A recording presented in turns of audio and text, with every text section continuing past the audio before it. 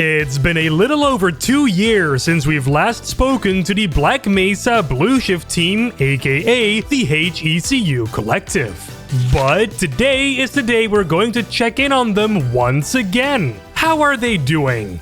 What are they working on exactly, and how are they progressing through the development of Chapter 5? And do they have some cool exclusive stuff to show us? Oh, you bet. You know what, this intro is already long enough. Let's get into this interview. LambdaGeneration. Welcome back to the LambdaGeneration channel. It's been a little while since we've done an interview. Yeah, you can probably tell from Kevin's hair. Well, the long story short is the hair place down the street kind of closed. I was like, well, guess that's it. No more haircuts. Well, who needs a haircut anyway when you can have fabulous hair like that? Come on. I know, right? All right, so today I'm sitting down here with the HECU Collective, who are developing Black Mesa Blue Shift. Let's do some introductions for people who don't know exactly who you are. Yeah, hello guys. My name is Faber. I'm team lead, and previously and now I'm working on level design and mostly environment art, which means I'm creating textures, models, and placing it all together in a complete scene. And especially for focal point chapter, I'm doing my best to keep quality of our maps and visual style of our maps as high as possible to fit a level that Black Mesa offers, and sometimes it even higher. So I'm Saivo, I'm the lead gameplay designer for Black Mesa Blue Shift. My tasks are mostly involving multiple disciplines, including sound design, 3D modeling, texturing, environment art, and the overall gameplay. I'm focusing on the overall game logic, meaning implementation of certain things like scenes, new custom segments of the game, doing quality assurance as well, ensuring that everything works as intended. And overall, yeah, I'm doing my best to push the engine to the limits, even though we are still pretty limited without any sort of like code access. However, this engine is really powerful and gives us a lot of opportunities to give you the best gameplay experience we can achieve. I'm Citizen 5. I initially joined the team as a choreographer in order to work on the scripted interactions and conversations between NPCs in the mod. But then the scope of my contributions eventually went on to include animation. I worked on both character animations for human NPCs, as well as some of the creatures that we're going to be introducing in Focal Point, and even a few of the first-person cutscenes that are now characteristic of our little mod. I also do some quality assurance with the maps that we've already created for Earthbound. I've gone in and looked them over and checked if there's anything that doesn't play well or doesn't look well, or if any of the map logic is broken, and I tried to fix that up as best I could. My name is Joe Foyo, or Jacob as some know me. I'm a generalist for HECU. I originally joined as just a voice actor, but since then I went on to do some character models, like the custom heads for Rosenberg, Harold, Simmons. I also worked on the HEV Mark III. I did a bunch of various models throughout Chapter 4 and 5, some sound effects, textures, VFX, animations. But then I also voice acted for the Marines, and I voice acted for Harold, and another voice or two maybe that you will hear in Focal Point. Hello there, my name's Kevin Sisk. I am the original voice actor for the guards in Black Mesa, and I also provide voiceover for the guards in Black Mesa Blue Shift. I also dabble a little bit in choreography work for Blue Shift. I do a tiny bit of sound design, not much, because between Jacob, Citizen, and Saiva, they've got the market cornered, and they've been doing a fantastic job so far, so I don't really feel a heavy need to step in. Plus, my resources are a little bit limited as to what I can actually do. Mostly beeps and boops and stuff like that. And I also do some texture work for some of the signage throughout the mods. It kind of scratches my itch for graphic design. That's been kind of fun. All right, very cool. Hey, still waiting for that. They still haven't given you pizza? I don't know what the hell's happening, man. Oh my goodness, you've been waiting for 2 years, man. I'm so hungry. So you guys are hard at work right now on Chapter 5, if I remember correctly. How exactly is that going? How are you guys doing it all? Good. All right. That's the end of the interview. Thanks for watching, guys.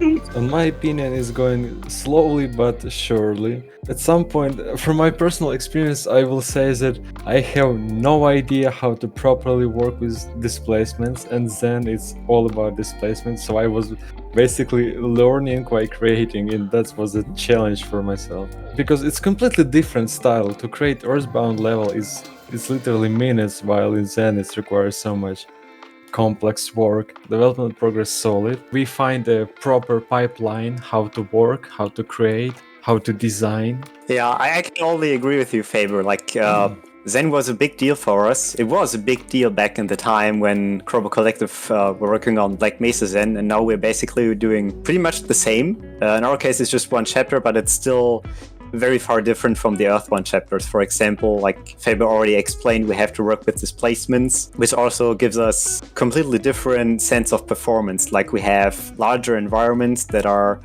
harder to isolate, and most of the map geometry is basically set in models. And one of the major challenges for us is to keep the maps good from the beginning. For example, in an Earthbound map, if you have to change something or you need to completely redesign stuff, you can just do that in a couple of minutes. But in Zen, it's like you're building a skyscraper, and then you realize that you have to exchange the beams in the lower levels or something, and you can't just lift the whole building. You have to basically disassemble the whole level. Oh gosh. We have to iterate over each chapter step by step, and that's one of the reasons why it takes so much time. Yeah, because like in a normal source map, you can, just change brushes on the fly, but, because you guys are working a lot with models for geometry stuff, like you need to open a modeling program, you need to change it in there, then re-import it into source and all that stuff, I imagine. Funny thing on that is, refactoring in source is basically impossible. Let's say you have a model in the wrong folder, you can't just move it because it will break the MDL references. If you put it into the game crashes.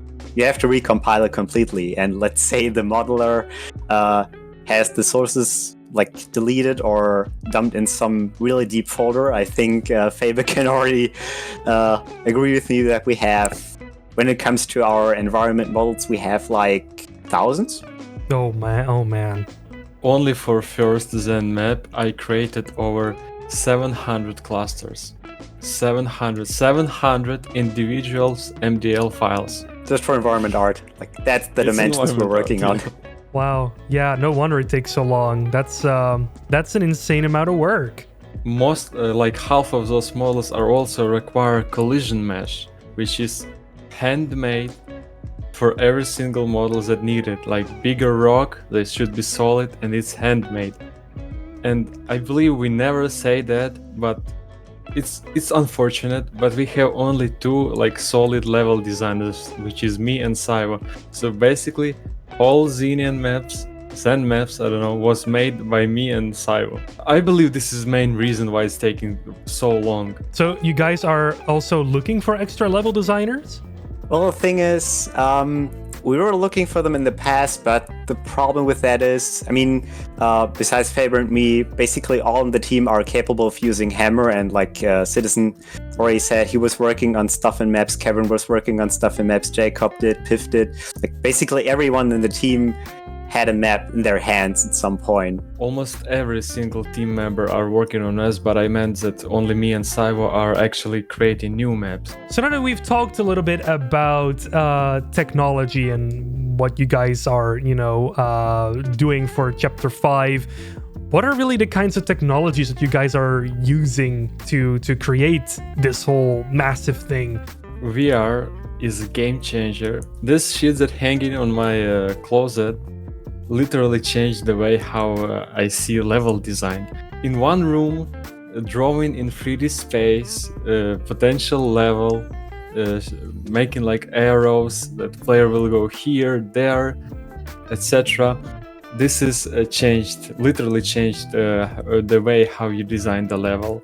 And also for environment art that I'm working on, it's also, I believe Matt Young in one of interviews says that he recompiled hundreds and hundreds of rock models just to have different scaling of them, while I in VR can scale them like literally by moving my hands.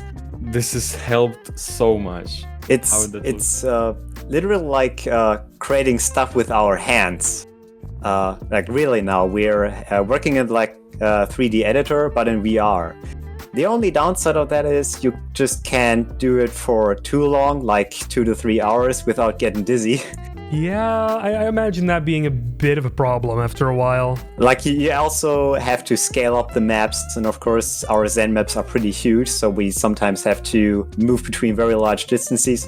But we can also like import the models from the game, for example, place an info player start there, or design certain puzzle concepts. And like Faber already said, we can even place the models in there. Of course, this is not an actual interfacing pipeline with Hammer, except we're combining it with technologies like Wallworm Faber's using for most of the environment art. But it helps us a lot to work out concepts for our levels in VR and discuss that. Like we actually have something to talk about, to visualize, and to implement gameplay on. All right, and may I ask what kind of headset that is in the background? Oh, it's Quest 3.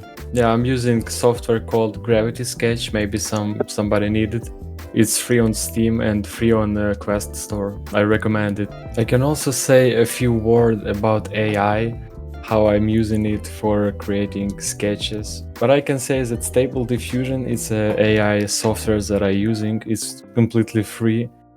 It helps to improve textures at some point. Like, for example, if you create texture, artificial texture, I can call it like that in Substance Designer, it will look a bit cartoonish no matter what you do. But Stable Diffusion can apply some pieces of real world details on it, so it will look way more realistic. I'm basically planning to improve many previous textures that we made previously with AI to make them look better. We still get mileage out of real concept artists. Yeah, I was going to say, because you guys do have actual concept artists, and you guys are not planning to replace them with AI, right? No one's been replaced. No one's been replaced. No replacement. Like we're just having it as an additional support. Like for example, basically for tasks that no one's loved to do, and then people can focus on those more important tasks. For example, if you have a professional texture artist or modeler, and they have to do a model that's basically like playing around for them. This can be done with AI, especially if it's like mass production and they can work on this incredible stuff that AI could never do.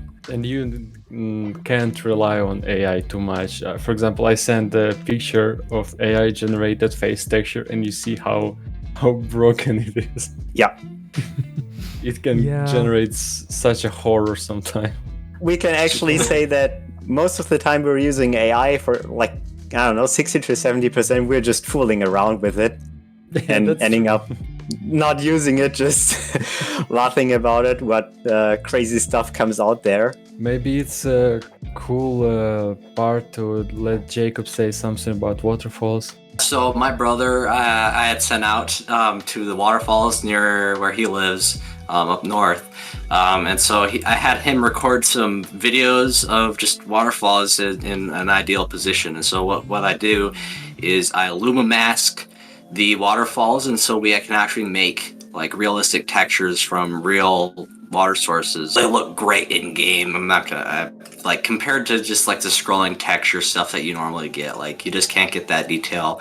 I try to keep it small, just like a really short loop, because otherwise the texture size just inflates way too much. But otherwise, like it just looks fantastic, I think, especially when you mix it with more particle systems and other layers of anything. So you guys have in your media updates and other kinds of communication have talked about you guys are like working on improving the previous chapters as well. Can you say maybe some things about that? So a lot of what we did in fixing the previous chapters is like visual touch-ups. On my side of things, it was like I added or replaced rather, a bunch of NPC animations that weren't really up to snuff.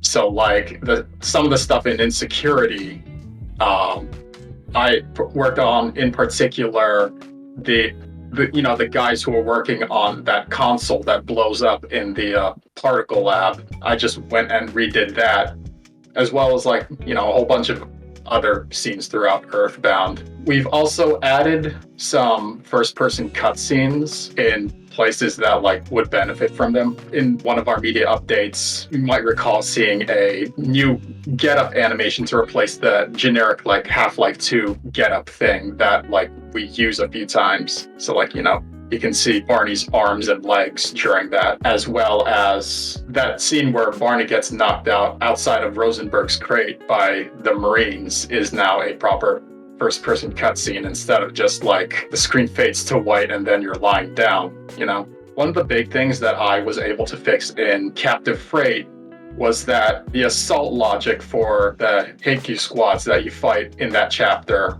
were just improperly set up. I just went and fixed that up so that like their like assault logic properly cancels, and now they're a lot more fun to fight. There's also a lot of little visual fixes that we've done throughout. We also fixed up player guidance, places where it wasn't like really obvious what the player should be doing, or it was just like stuff that was like frustrating to play through, that kind of stuff. I got something about the updated Skybox in Captive Freight.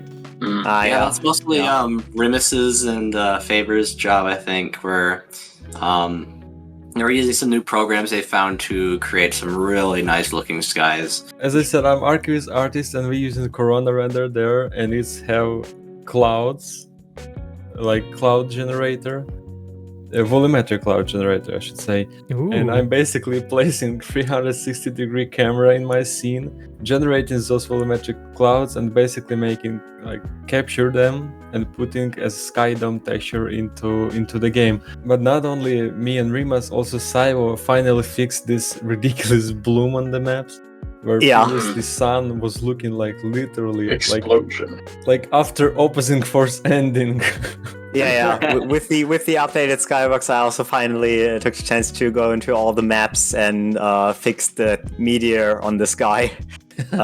So it doesn't look like Doomsday now, and it's way better. Like it's can make a joke and say it's difference between night and day, because we in Captive Freight we are still having dynamic skyboxes. That was one of our major ideas, that the skybox will change with the chapter. Also when it comes to evening later, and we want to have activity like moving clouds, and it's just amazing how good this goes. And of course with the God ray shading like Mesa offers, we can pull out a lot of cool visual effects in there. The major challenge in Captive Freight was always the skybox, to be honest. For example, if you look at some of our older screenshots on our ModDB page before the Captive Freight release, I think it was with our summer article, the skybox was more like really dark and moody, like it wasn't in fall, late fall or winter. That looked cool since the whole thing was basically in some sort of war zone, but it kind of ruined the desert-like atmosphere in the game. So we tried to get a good contrast in that, like adding the sunny environments before and then darken it up later, make it moodier with the progression. Yeah, you can basically track how Skybox was changed on ModDB from default Black Mesa Skybox to something super bright cyan colored, then to completely gray sky, then to oversaturated blue sky, and finally we find the best looking skies that we can make, I think so. Yeah, I'm looking at the screenshot on my other monitor here as well, and it does indeed look pretty amazing, that skybox. It's really high quality too, like that's generated just using like some program. Yeah, inside of 3ds Max. I think that Kevin also can say something about scene improvements in previous chapters. I did some stuff. Yeah, and Insecurity. Tell us about that. Well, yeah, there's actually a couple spots where originally we had generic Black Mesa dialogue in there, which in itself worked. But I looked at it as like, you know what? I'm gonna write something for this. We didn't get them all in this so far, but there's a couple more I want to do. One of them that we haven't got to yet. The same thing that Citizen was working on. The whole, guys working at the console and it blows up in their face. Because right now, as it currently stands, they still use like the generic dialogue. And I have something written that I want to get recorded at some point because it also involves Mike Hillard, and hopefully we can get him to do another session for those particular scientists. But right now, we just haven't done it yet. It's on the to-do list, and hopefully we can get it in before Focal Point releases. I personally went back recently to mainly Insecurity and went through those 3 maps, just doing a completely new lighting pass on it with the dynamic lights mainly. The biggest benefit of these new dynamic lights is the high frequency details in them. So those really small shadows and just the softness of it. That's really where the improvement comes, because normal lighting is all done into light maps, and those have a really limited resolution. You can increase it, but of course you're bloating the file size of the map drastically, whereas dynamic lights are done on runtime by your GPU, so it has no file size costs, and you can really get some small shadows cast in some really nice places. But I've updated some old baked lights that used to be turned on and off. I've changed those to dynamic, so to also save space and just improve the look. There's a lot more shadow casting lights than there were before, which I think really improved the visuals in some areas, especially around some of the characters, with the armory guard, for instance. That was an area that's a personal favorite, actually. Or in the maintenance tunnels when you're starting up the generator and going through that whole area has been completely replaced with dynamic lighting, and I think it looks really nice. I think your background's about to explode. Yeah, it does that. Don't worry again. It just does that sometimes. Yeah, maybe I should just go on. Get out of there. Oh no. Okay. Ah, shit. Another interesting thing with the Earthbound changes is we're, along with all the stuff we discussed, we're doing also quality of life improvements with pretty much every map. I think we have touched all 21 maps. So there's basically just one map that remained untouched, and it's basically the smallest one we have in the game. And along with the Earthbound changes, it will probably be a process that will be carried out until we release the final game, maybe even a bit afterwards, is that our texture artists and 3D modelers are always reworking some outdated models from our sides, but also we still have some models from HL2 in the game that even got improved with Black Mesa, but still don't really line up with our environmental style in some points. So we're also going into the maps and replacing some textures, upscaling them, or just reworking the whole model. A good example is these obligatory Black Mesa concrete walls we're using in our Area 3 environments, those lab concrete walls. We completely reworked that. I think the 3rd or 4th time with our Earthbound update. We put a lot of effort into that particular texture because it's all over the place. You're gonna see it a lot, so yeah. When we're summarizing it, we have a changelog and it's huge. So I think we can go on now to the gameplay reaction section, where I'm going to watch the gameplay and we're all gonna judge you on your comments. Okay, so again, for the people at home, I'm about to watch the Black Mesa Blue Shift gameplay teaser that they've given me live. You're gonna see my reaction, and the crew, the Black Mesa Blue Shift crew, is also going to see my reaction. So, and they're gonna judge it probably. So let's get into it in 3, 2, 1. All right. So we got the jumping thing from island to island. Oh, I remember this part, yeah. Wait, I thought, were you actually able to... Okay. Whoa. All right. Oh, boy.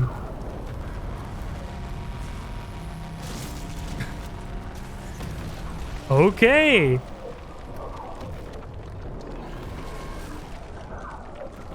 So now we got a reason why this whole part is looking destroyed and stuff. That's cool.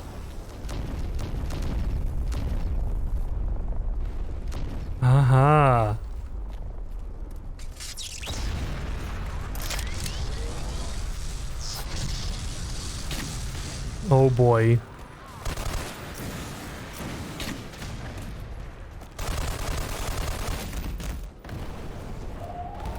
Wow, this...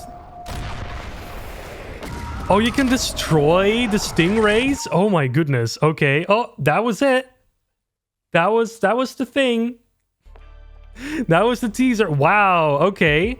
That looks very different from how it looked in Half-Life, but it still did have that similar kind of feel to it. And I have actually like a reason for why it's all destroyed looking and why like you got the floating stuff, even though they're not really, I guess, floating anymore. But wow, okay, yeah, that was awesome, guys. Big round of applause to Faber and Saivo. Yeah, of course, yeah. Thanks Very a lot. nicely done. Very nicely done. So can you guys tell us a little bit about that gameplay section? Yeah, so the first thing about this gameplay video is you got an outdated version. At least 2 weeks. It's even better now. But overall, that's basically a moment that covers one of the original key moments where we have the, internally we call it the Donut Island. Like this, Gearbox had a pretty favorite for like making donut-shaped islands in Zen, and this manta ray destroying it. A large community request was to stick a little bit more to the original style of Focal Point. Which was one of our major challenges because the original Focal Point had a pretty solid gameplay. However, the overall environment DNA was rock and stone. We took the opportunity to build our really own style of the environment and still keeping the flavor of the original environment design in the place. And what you've seen in the video is basically the key moment is that the manta ray was destroying this whole island. Basically, it's still the same, but we increase the intensity and tension a little bit more, and you can imagine we did some crazy stuff with the manta rays. The reason for that is, this is maybe just my personal opinion, but I kind of feel that the manta rays were pretty intensive and earthbound. Like they basically were able to nail down an entire marine squad even with a tank in a few seconds. However, in Black Mesa Zen, they were basically just environment detail, and we saw that there was kind of a missed opportunity there. And since we have one in the original Blue Shift, we took that opportunity to literally nail this. Just giving them more abilities or making the effects a little bit more intensive. And one of our major challenges was to build this whole scene in, because in the original it was like the manta ray was blowing up the donut island but building the way for the player, and now in our level design the whole gameplay is a little bit more complex but also more fun to play and more fun to admire over time. All right, I think it was incredible. It looked really nice. I really like the direction you guys are taking it. I especially also like you can actually fight against these right now, which if I remember correctly in the original Black Mesa you never really got the chance to. So yeah, this is great stuff, guys. A really, really nice job. And the part that you saw is pretty late in the chapter. I just want to say 2 facts about our Zen is, first, there is no transition like teleports whatsoever. Like in Black Mesa, you teleporting from chapter Zen to chapter Gonarch layer. But we have seamless transition, like seamless level changes from the beginning to the end of the chapter. So no teleporting excuses. No teleports at all. It's like a solid run. And second fact is we have something like fade from Black Mesa Zen with those like purple, blue colors to original Half-Life Zen colors, which is like green and like yellow. So as you progress through chapter, colors becomes more greenish. So I asked you guys to send in a bunch of questions for the Black Mesa Blue Shift team, and I've compiled a whole list of them, and we're now gonna go through them. And yeah, let's go and do it now. That was the best intro I'm gonna do, I guess, for this section. All right. So we're going to start here with questions from our very own website, LambdaGeneration.com. You might have heard of it before. I'd have heard of it once before. I'm proud beta tester. Ed Kelpenice asks, very important question, will there be a Chum Toad cameo? Does the plush not count? I was about to ask that. It's like, well, we do have the plushie and you get to carry it around. It's such a cute little creature. He's my baby. Kind of a cameo. I mean, Yes. I've got something. I'm cooking something up. It's been on the back burner for a while, but I'll get back around to it, and I think people will be excited. Oh, the Chum Toad's coming. The fog is coming. The fog is coming. And it comes with a Chum Toad. Next question is from @Hanzo, and he's asking, will this mod be on Steam as DLC or its own game, or will it stay as a mod? Good question, to be honest. Basically, I think it's the most frequent question we're getting. Is this going to be sold on Steam, like as a DLC or as an entire game? And the only answer we can just give is we'll see, because there's a huge difference. Like, we have a lot of legal terms to discuss beforehand, and it's pretty complex process of getting a game on Steam in a commercial way or in a DLC, like also in an infrastructural way. And at the moment, we also don't want to slow us down in development with that. We're focusing on getting things done and releasing this thing in the workshop and on our ModDB page, and then we see what happens. Next question is from Dusk Scythe, and she's asking, will you add more Gman sightings? The original Blue Shift only had one sighting, and that's just not good enough. Besides, Black Mesa added an extra sighting not in the original game. Right now, we don't really have any plans to do that. In my personal opinion, the reason that we see Gman in Half-Life or Black Mesa so much as we do is because he has a vested interest in Gordon Freeman. In the case of Calhoun, not so much. He might be keeping an eye on him from time to time, but nowhere near to the degree as Gordon, because I guess Gordon just has that magic. Also, Gordon's a bit more of a critical thinker, I would think, than Calhoun, simply because he's a scientist, so that kind of gives him an edge in certain problem-solving areas. When I was implementing some levels, I was kind of feeling the same sometimes. Like, we have so many cool secrets, like those video surveillance cams, or some areas deep in the background where, as a designer, you sometimes think, oh, a Gman could be really cool there, but at the same time, like just Kevin explained, the narrative thing is always a critical issue in Half-Life. And if we're considering that it was intentional, that there's just only one Gman sighting in the original, kind of a crucial thing. Maybe when we're done with it, maybe some talented modders will just mod that in. Maybe, yeah. Who knows? All right, let's go to the next question, and that's by Hybridchuana. And they're asking, how much time does it take to model incoming Zen maps compared to previous chapter maps? It takes insanely huge amount of time. I can just compare pipeline of creation, regular level and Zen level. For regular level, you need to create basically all six brushes for like floor and walls and ceiling, texture them, litter with some props, place one light source, adding door, and you're moving on. But for Zen, you need to create, first of all, node draw a base for optimization and to seal level from outside void. Then you need to create displacement topology. After that, you need to sculpt this topology. I'm using Valvorm for 3ds Max, but as far as I know, Cyber, you're doing that just in Hammer, right? As a placeholder. Basically, models, yeah, usually placing them in Hammer. I often also use Blender. I have a plugin for example, importing the whole VMF into Blender. I can also just adjust stuff there. But yeah, when it comes to displacements, for example, that's a critical thing, because we're kind of limited since we don't have the long jump, and we have to ensure that the whole Zen maps are working properly with walking, jumping, like the whole platforming thing. And this also requires the displacements to, first of all, look great, but not be too like complex so that the player could navigate or stumble across some polygons.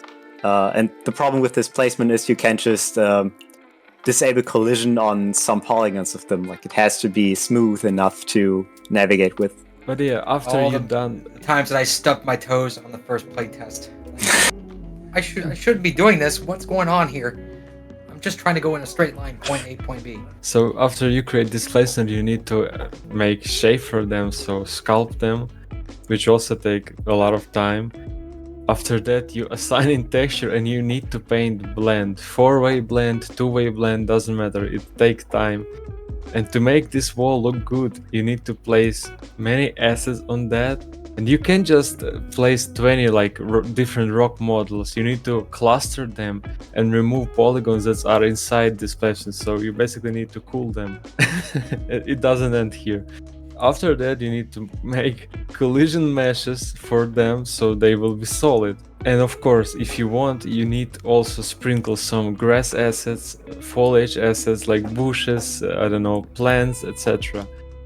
And only then you can say that you're pretty much done with visual look of Zen level. And when we are ending up with the visual look, the gameplay is also an interesting question, because in Earthbound, for example, if we have a situation where we want to highlight a certain game element, like a button or an enemy or something that should be highlighted, but blocking it physically, the easiest way in Earthbound is building some things like a window, a glass window, or a fence. Of course, we can't just place a window in Zen or something. We basically have to work with actually pretty complex structures like roots. Oh my god. I can already hear the agony. I can already hear the agony. Roots are pretty hard, especially since one of our major challenges was to indicate which objects are allowing physical objects and which objects don't. For example, if you have a gap in a root or in a root mesh, we have to avoid that the player is thinking that they can throw objects through them. We also don't want to make incredible complex collision meshes for the roots, because they're just drawing down the performance completely. As Citizen 5 confirmed, that was one of the reasons why the performance in the Captive Freight Depot was really bad, because all the railings had pretty accurate collision models. So we have to work with convex collision meshes for the roots. And that's definitely something that is way more complex than just an Earthbound, where we can just place a window and then that's it. So basically, it's just so much more complex than like an Earthbound level. Yeah, the Nyland is asking us a question directly. So their question is, will Black Mesa Blue Shift have a different ending than the 2001 expansion? Yes. We're going to have a completely different ending that turns it into a divergent timeline. And then, all of our future works are gonna go from there. No, it's gonna be the exact same as the original expansion in all seriousness. But it remains to be seen, of course, what we're going to do to work around that. Since we have an entirely new cast of characters exclusive to our rendition of Blue Shift, it's a question of what are we going to do with them? How exactly is their fate going to play out, So we're going to see some of that play out in the ending then. That's going to be different. Yeah. But other than that, you guys are going to stay as faithful as possible to Blue Shift itself. While just kind of trying to make it as satisfying as possible, kind of make it feel like a resolution to the whole game. But you can said that they will drive to Applebee's in the end. Well, It always comes back to that, doesn't it? I've never been to an Applebee's in my life, but it sounds good. No, it's not. It's not? Applebee's is not good? It is very mid. Oh. It's And you must be going to the wrong Applebee's then, because the one I went to a long time ago was... I think you're just old. Wow. Okay. Thanks, Jacob. Stay nice on my interview, please. Let's move on to the next question. And that is asked by a person named Claire S. Day. And they're asking, for the moment when Barney is teleporting all around the damn place, what model of Gordon Freeman will be used? No official model of him was in the base game, and the player model is just that Half-Life 1 statue. I already made it. I put that together pretty early in the Captive Freight, I think. Actually, no, I think I did Gordon Freeman models last, because he only shows up once so far, and the next time he shows up is in the end of the game. Mm-hmm. I do have one little fun fact. He's got my eyes, literally. The image texture I use for Gordon's eyes are my own. Oh, that's nice. Little Easter egg. Yeah, Gordon's kind of. eyes. Yeah. So this question is by a user named @Kson or @Xon, however you want to pronounce that. And they're asking, What software is used to make the map textures, and are they procedural or made from real-life photos? It's a combination of both, and it also depends on what aspect of the map the texture is supposed to depict. Like if it's a Skybox texture, for example, Faber mentioned Corona earlier from 3ds Max. Sometimes they're photo reference, and you just manipulate those in Photoshop. Some textures are made from Substance Designer or Substance Painter, depending on if it's a wall texture or if it's actually a texture that's going to be projected onto a model itself. It's all over the place, so it's up to us to kind of make sure that the overall quality looks consistent, or consistent enough to where people aren't just going to just stop and say, you know what, that kind of looks off. Well, most of the textures was made by Rimas, and he is Substance Designer guy, so... Any of the textures I make, I usually... If it's not for a model, I'll usually use Substance, or no, if it is for a model, I'll use Substance Painter, but otherwise I'm typically stitching together photo textures just because it's the quickest and, well, for me, it's the quickest way to get something out there that's just kind of one-off and looks really good. Yeah, same for me. We're now gonna go to the Twitter replies. Our first one here is from FSayan4, if I'm saying that correctly. I still don't know. Why do you add that amount of comedy with the allies? Do you believe that the quantity of comedy affects the tone of the game and distracting it from the original tone of Half-Life Blue Shift?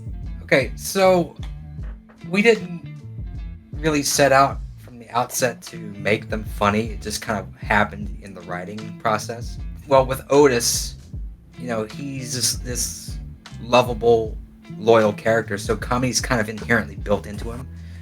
When it came to the relationship between Ronnie and Murdoch, writing for them didn't really come from a standpoint of comedy. It came more from trying to figure out what kind of dynamic in the relationship would the player least expect. And when I thought about that for a long time, the first real answer that came to my mind was, well, these guys could kind of despise each other and get on each other's nerves, and that would be something that you wouldn't expect, because when you hear him banging on the door and asking for help, you think his response would be, oh, thank God someone came to get me. But instead it's like he sees Murdoch sees him, and they're like, ah, shit, this guy. Right? And it's just like, It's something that I wouldn't have expected that. And then, of course, because they despise each other, there's a natural tendency there to kind of get in under each other's skin with zingers or whatever, just trying to one-up the other person. So that in itself, just kind of that contentious relationship lends itself to a lot of comedy. Okay, this is funny, but we also have to be careful not to go into Portal comedy territory. So we try to keep it tightly constrained. And mind you, comedy isn't exactly a new thing for Half-Life, especially the later games. It's just become an inherent thing to have occasional comedy relief, in contrast to the more serious scenes, At community college, what are some new things that made it far into development but were cut? Cutting is such a bad word. We basically using the word improving. Like I said earlier, we have a lot of ideas, and some of them got scratched because they are not fully complying with the gameplay, or they just completely don't work out in source. There were a few things in basically duty calls, map A and map B, that got completely reworked. For example, duty calls map A, the initial version was way brighter and less moody. And duty calls map B, the whole tunnel system we have from the original was completely different. That was kind of a hard decision to completely cut that, or more rework that, because the problem with that was it had pretty less potential for more complex gameplay, like those forklift mechanics and that security station. And the whole geometry and topology was kind of a nightmare to work with, and it was really hard to optimize. So the easier way, instead of just improving the stuff we have, was just to cut it and rework it completely. We planned, after you releasing Ronnie from container in this next train yard, we was planning that player need to find pieces of this rocket launcher in different locations that was spread in this closet, somewhere else. and the main idea was that they will spawn randomly in each playthrough. So for example, for you, second piece is there, but for other players, second piece will be in different area. But of course, this idea was scraped because it's not what Half-Life about. I'm just imagining one player, for example, stuck trying to find a solution on YouTube, just for example, and guy on a video has like it works, but it not works for him, and that's just confusion. And then I have one little thing here for Kevin Sisk, because community college really wants you to say something, and that something is, can I see your passport? I don't know. Do you have your passport? All right, Faber, hold him down. I'm gonna have to frisk him. All right. I'll send you their Twitter profile in a bit, so you can DM them. Yeah, send him a bill. Let's go over to the next question, which is from @General Etchy, and they're asking, are there any new text/shaders introduced in this game? Yeah, we could talk for a long time on this. There's a lot of stuff that went unused in Black Mesa that was definitely high fidelity. So we mentioned it before with the specular shading.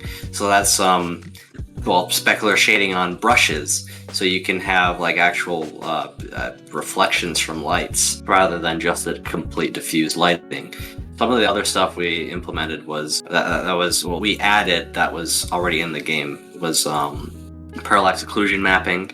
There was this new moss shader that everyone's in love with. Faber can talk more on that. Yeah, basically moss is triplanar projection shaders that allow you to project additional textures that will mix with normal map. We are using it for adding dirt layer on top of rocks, for example. This is like correct usage of this shader for us. It was like there for a very long time, but we literally asked Crowbar Collective, please fix it on Vertex Lit shader, please. Are you guys the reason why it's fixed in the latest update? I think the latest update is I think we are the reason why this update exists, especially Jacob, because he uploaded this gbuffer fix. Crowbar Collective noticed that, and they like wake up and started to fix some things that we reported to them. One thing that got significantly improved by that was the Rosenberg interaction scene, because he's holding the flashlight and it looks really great now. Well, we also did a lighting pass on top of that too to make it even more moving. Yeah. One of the things that was also fixed was light warps for these new lights. So there's kind of like a little hacky way of what I like to use it for is like a faking subsurface scattering. So that's like light passing through like my nose if I shine a light on it on the other side. And so that actually works for the new lights as well as the regular lights now. Same with the like a specular warp. So now like the material can actually affect the colors of the lighting reflections, and that's something that didn't really work before. Probably last thing regarding shaders, it's not like when you're using new shaders and we can even write new stuff, but we're trying to use the new stuff Crowbar Collective supplied us with as good as possible. Also for things that these shaders were never supposed to work with. For example, they got this tree sway shader that was usually used for swaying grass and trees. For example, we're using it for things like cables or some small water overlays. If you have some dirt or plants swimming in the water, we're using that for things like waves, like experimenting around with it a little bit. The first comment here is from @Bubba-T89, and they're asking, do you ever feel pressured by the community? No. Because I'm an asshole. I'm kidding. All right, next question. No, I mean, we try to be mindful of it, but, at the same time, it's like if we worry about it 100% of the time, we'll just drive ourselves crazy. But, I think I said this before in the last interview, like, we value the community's feedback. We don't just dismiss it outright, but we don't also incorporate 100% of the feedback. That's virtually impossible. We try to see the ones that are consistent, that have valid points given, and then we just try to do our best to implement that going forward, wherever and whenever possible. Some people have accused us of like ignoring their feedback and stuff, and like sometimes like we don't really comment on stuff people like suggest, but a lot of the times it's either stuff that we're already considering doing even before they've suggested it. We're already thinking about stuff like that. Otherwise, sometimes people don't always have like the most realistic of expectations, and some people just kind of have the wrong focus for what they'd like to see. Like some people are very like insistent that stuff needs to be super realistic and like it's true to reality. Like a lot of people complained about the physics of like the helicopters dropping the tanks, but like in the end, what we're really after is the gameplay. In the end, it's really just about what plays and feels the best, not what's ideally like, true to reality. Next question is from @Andrew Draw Stuff, and they're asking, how did you guys come up with Murdoch, Ronnie, and Ellie? My understanding is when it came to Ronnie and Ellie, initially they were just us kind of just changing it up from being two male scientists. They basically say, no, I'm not Rosenberg, and they just basically just stay there and provide nothing else. I mean, you can take them with them, but then they stop and say, oh, I can't go any further. So one ends up becoming a female scientist, and the other one became a random maintenance worker. And the plan was always for the female scientist to be the one who gives you valuable information and points you to the next goal. Ronnie's role in the whole grand scheme of things kind of came about when I previously mentioned the relationship between Murdoch and Ronnie. At the same time, their contentious relationship wasn't enough for me. So I came up with this whole backstory of Ronnie being with Harold for a very short period. And Harold sort of gave him like some information like, okay, if something happens to me, you take my key card and try to go find Rosenberg because he's probably going to need it.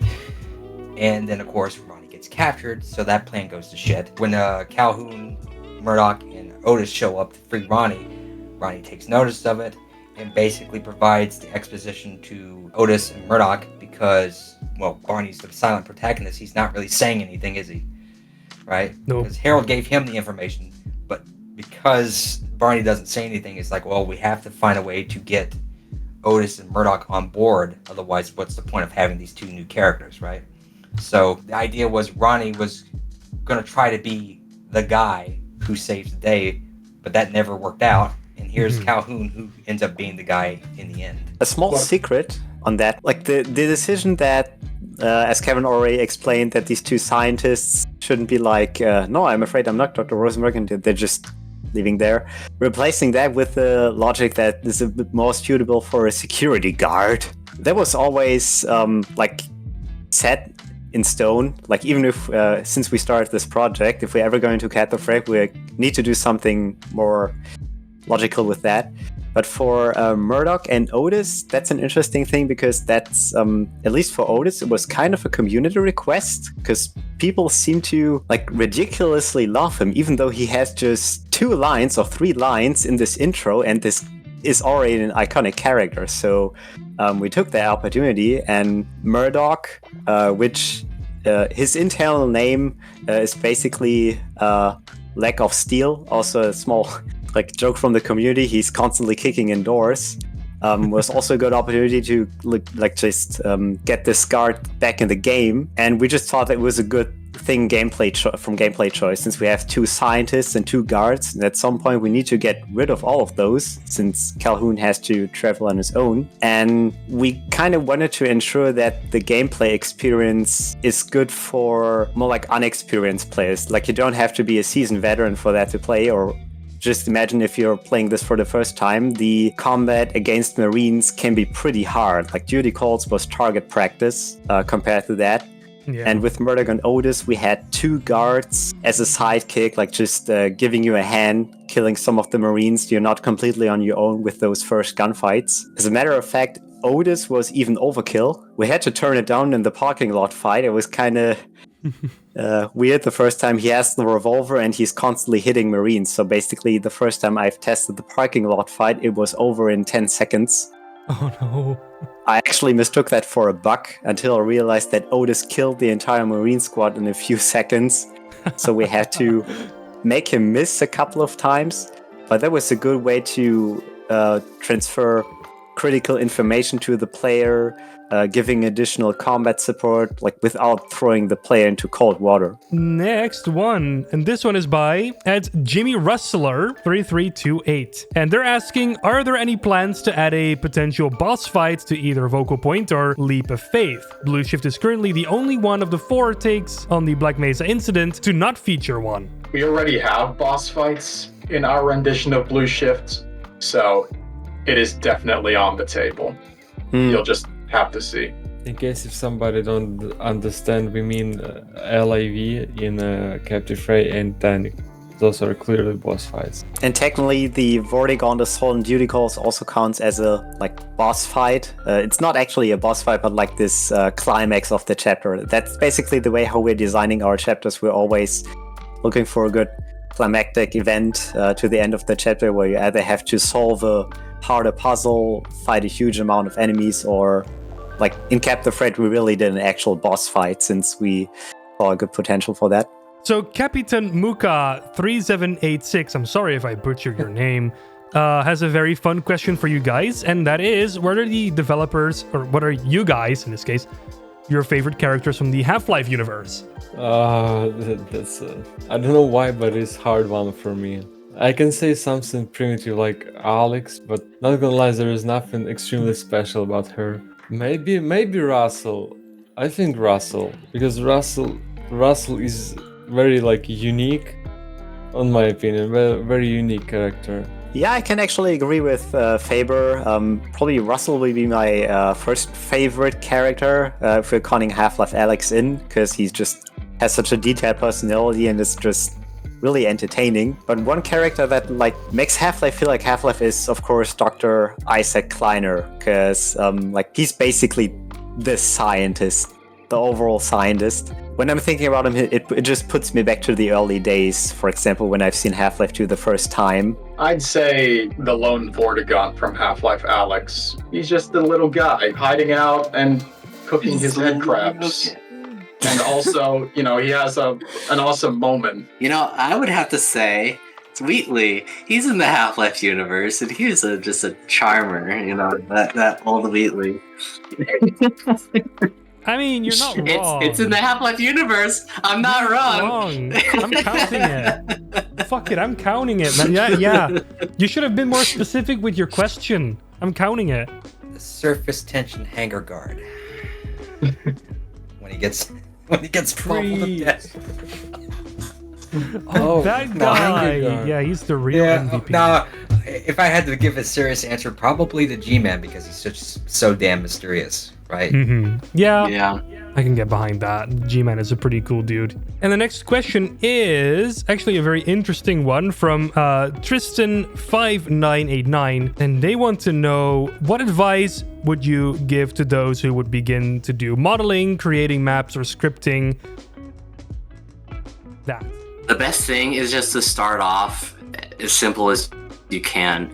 Because, I got into Source Engine with doing view models for TF2. I was porting Fallout New Vegas stuff over to TF2, and frankly, it was a nightmare. I just did not know Blender. I didn't know the tools. I didn't know anything, and so really just learn your tools first and foremost, and just focus on one thing at a time. You don't want to be splitting your attention across all these 3 different things. Learn mapping first. Learn how to use the hammer editor. And then from there, learn how to use Blender, and then how to use materials and add textures, make textures, and then you can get into the nitty-gritty about exporting stuff from Blender into the Source Engine. That's really my personal advice, having actually taught people some of this stuff. The first advice is don't ever give up. No matter what you try, even if you take you're going to have a lot of problems. Even if it takes 17 hours to animate a freaking door, I did. My very first animation for Source. It's that way. In a few months or years, you're just laughing about it. And the best advice is probably just hope it doesn't come too late. start as soon as possible. Like, if you have the privilege of your school or your university is offering courses, take them. I didn't have that, because as soon as you have a full-time job or you're planning to get a family, maybe have children, that becomes kind of hard. The next question is from Bonnie Roblox Rip, and they're asking, will the 6th and 7th chapter get merged together, or are both going to be extended, as the 7th chapter is the shortest one in the original, or perhaps an additional chapter? We don't plan to merge them together. It's possible that we'll release them together, since we might be able to develop it quickly, but they're still going to be separate chapters, and we might end up developing a leap of faith beyond its simple rendition in the original Blue Shift. Let's start with the next question, and it's by Stoned Monkey 6654, and they're asking, what is the most challenging part of making Blue Shift? For me, the most difficult is create a node-draw base for displacement-based maps. And like you have, sometimes I create in displacements grid before actual node-draw, so I will have more flexibility on sculpting stage. It's just hard for me, but it's always, sometimes it's very hard to start new chapter after release. For example, I can say that I personally really dive into Zen development only in May. So imagine, Captive Ray was released in December and I only start work in May. Like this period to regroup, like rethink everything, work on your emotions and etc. Basically, the hardest challenge doesn't even come with development. It basically comes after releasing a chapter, or in particular when reading comments, which is like, we're remaking a game here that got its base almost 23 years in the past, and we have a very wide community, but we basically have multiple target audiences. Like, we have people who are like diehard Half-Life fans like ourselves, seasoned veterans, but there are also new people in the community, or people who want to get into this community. But the problem is that most modern games are not going the way that Half-Life goes. Like, Half-Life doesn't have an open world or anything like RPG elements, choices matter events. These are elements that people are sometimes missing and just avoiding one of the greatest computer game franchises ever created, just because it just doesn't fill in with their modern expectations. And that's something we're really trying to keep in Blue Shift, that it's interesting for like those diehard fans, so that way we're keeping the key moments of the game, but we're also expanding the game at some point. For example, the question with the comedy stuff, like that's something that got added with Half-Life with the time. We're trying to get that as good as possible so it's still enjoyable for new players, or players who come from different games, different franchises, discovering this whole franchise for themselves and not getting afraid that they feel that it's boring or frustrating or just doesn't feel right to them. Because that would be a shame. That would be sad. The hardest part for me is just dealing with the source engine and all the like related software, I guess. I feel like the rest of the team can attest to the fact that Hammer is just really difficult to use at times. You open a really big map in it and it's laggy as hell, and it loves to crash at completely arbitrary moments. I don't know what you're talking about. No, Hammer's lovely. Meanwhile, Face Poser, it's a real pain to like get functioning on like a modern operating system. Face Poser is unique. It's It's personalized, yeah. That's right. Oh, no.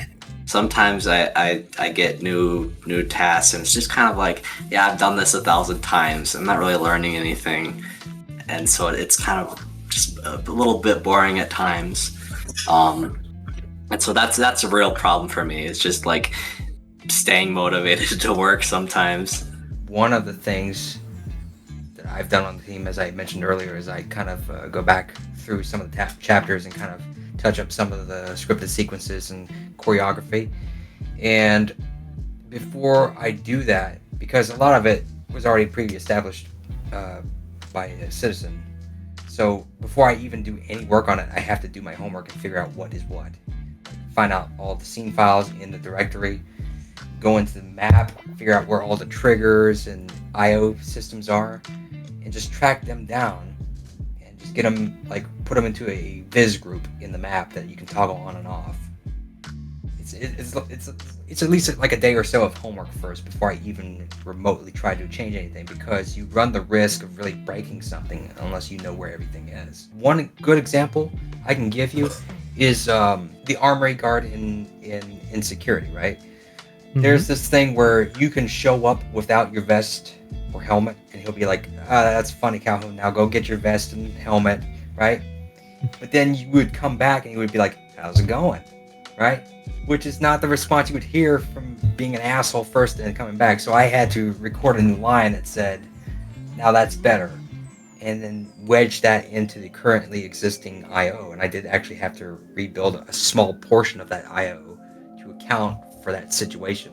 I had to test that rigorously just to make sure that everything, like this, basically all the avenues that you could explore. You show up with your vest and armor, he says, how's it going? Then he gets the gun. Or it's like, you don't show up without the vest or armor. That's not funny, Calhoun. Go get your stuff, and then you go back and get it. And then he's like, okay, that's better. We are on to the final question, and that is by @randomperson on the interwebs. And I'm just gonna read the whole comment here, right? I played through the entire mod a handful of times. It's really an amazing piece of work, winky face. The only thing I'd be picky about is the occasionally overwhelming puzzles which sort of break the flow of the mod. Do you guys consider the rhythm being as important as a challenge, and how do you balance it out? I think the amount of action and amount of puzzle is pretty much balanced, and allowing the player to rest from intense fights during solving those puzzles, while he's solving those puzzles, because you can't always, like, for a few hours put pressure on the player. He needs to rest and casually walking around solving puzzles. It's a pretty good rest from fights with HECU. In that question, I would actually say keep that question in mind for the focal point release, because we're always trying to do that in Captive Raid to balance that whole puzzle and combat thing out as good as possible. But in focal point, we did even more work on that, since we don't have any characters to fill in certain gaps or deliver some sort of payoffs. In Captive Raid, we all have those character interactions or some small cutscenes that fill in some gaps between those puzzle and gunplay segments. We don't have that in Focal Point. It's not like some dude's coming by and talks to you. We're usually trying to fill that out with some visual payoff, or just a small calm moment where you can sit down, explore the environment, have fun with some stuff. We're already really excited to see how this will work out. And the actual final question is from @yourlocalpumpkin9823, and they're asking, are there going to be entirely new Xenian fauna, like new species? I think you guys got something for that, right? Yeah, in our last article on ModDB, we tell to everybody that we will add at least 5 new NPCs. 5. And one of them was revealed, and I have actually pillow. Oh, it's adorable. Yeah, that's showing this. It's called Shell Squid, and we have a video that showing it in action. The video is coming now. There's the camera. The video is coming now. Ooh. Oh, there they are. Ooh, okay. They seem particularly dangerous.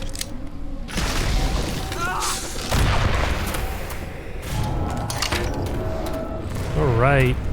Oh, they explode? That was some very, very good shell squid action. They explode, they spit really solid matter that's very good for them. It's completely normal. Solid, super acidic, wide area of effect on him. Yeah, it's pretty cool. I think it's gonna be a challenge to fight, and yeah, hopefully they won't go too hard on me. And that's just one of them. Do you guys want to say something more about the other enemies, or are those gonna be a surprise? Well, was actually hard to hack into Rosenberg's data for this one, so the rest of the data is still classified. Oh, all right. Well, That's a shame, but I guess you guys will know more about that in later media updates and or when the actual mod releases. So stay tuned for that. That was it, guys. That was the whole entire interview, and I would like to thank you guys for coming by and for doing this with me. We've been through it for around 4 hours now, so I will say it was a very enjoyable experience. And yeah, it's just nice to talk to you guys. Nice talking to you. I had a blast as well. Anyway, is there anything you guys would like to say before I shut off the camera for good? At least for tonight. At the end of the last interview, I said, stay tuned for duty calls, chapter 3. And now I said, stay tuned for chapter 5, guys. Focal point. Yeah, if I remember correctly in the last interview, I said, if you're an experienced modder, or you want to be an experienced modder, do what you want, do what you like, and do it with passion. And nothing has changed on that.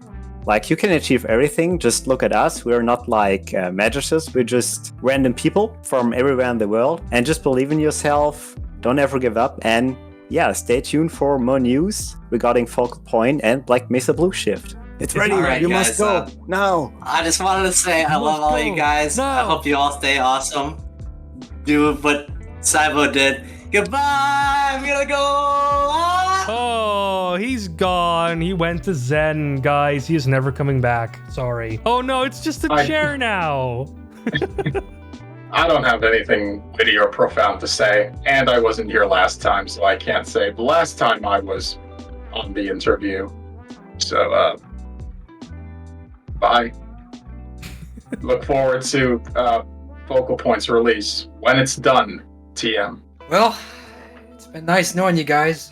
We'll see you in another 2 or 3 years. Whatever it may be.